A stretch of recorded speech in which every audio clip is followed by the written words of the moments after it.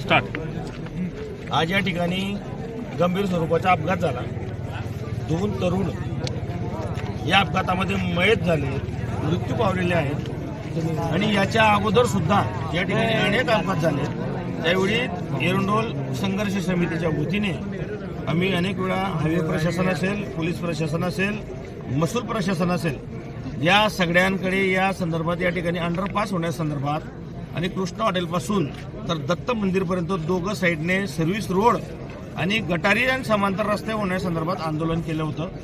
यापूर्वी देखील या ठिकाणी अपघात झाल्यानंतर अनेक लोक दगावलेत, त्यावेळेस देखील आम्ही रास्ता रोको केला होता।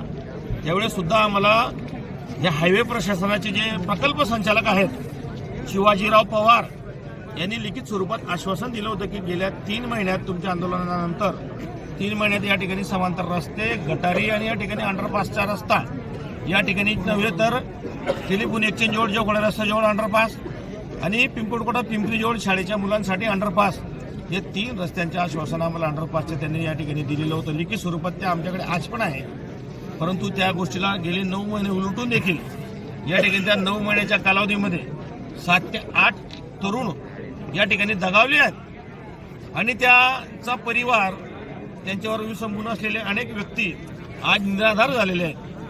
किती दिवस आम्ही डोळ्याने हा मृत्यूचा सापळा बघावा? हा हायवे आहे की एरंडोलच्या लोकांच्या मृत्यूचा सापळा आहे?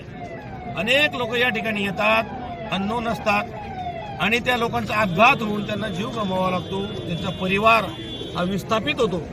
या संदर्भात जबाबदारी घेण्यासाठी हायवे प्रशासन किंवा पोलीस प्रशासन किंवा महसूल प्रशासन कुठेही पुढे येताना दिसत नाही। म्हणून आमच्या लोकांच्या जीविताचे रक्षण करण्यासाठी आणि त्यांचा जीव वाचावा याच्यासाठी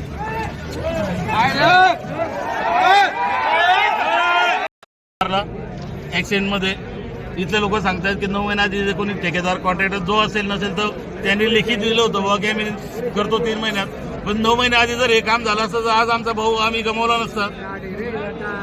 आमचं दुःख आता आम्ही दरवाजा ठोकायचा कोणाचा? न्याय मागायचा कोणाकडे? इथे आमदार येत नाही साहेब, खासदार येत नाही। आमच्या भावाला अगदी देणार नाही। इथून आम्ही 20 जून रोडवर बसू, डेड बॉडी आणतो ना इथे रोडावर बसतो, तो बंद आम्हाला आम्ही डायरेक्ट ठेकेदाराच्या दारापर्यंत डेड बॉडी घेऊन जाऊ। इथेच ठेवायचं, आम्हाला रस्ता रोको करायचं। तुमचं नाव सांगा। नाना मोरे।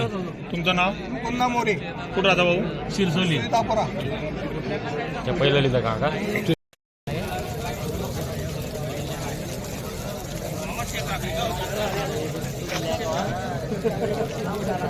सगळं माहिती आहे का? माहिती आहे।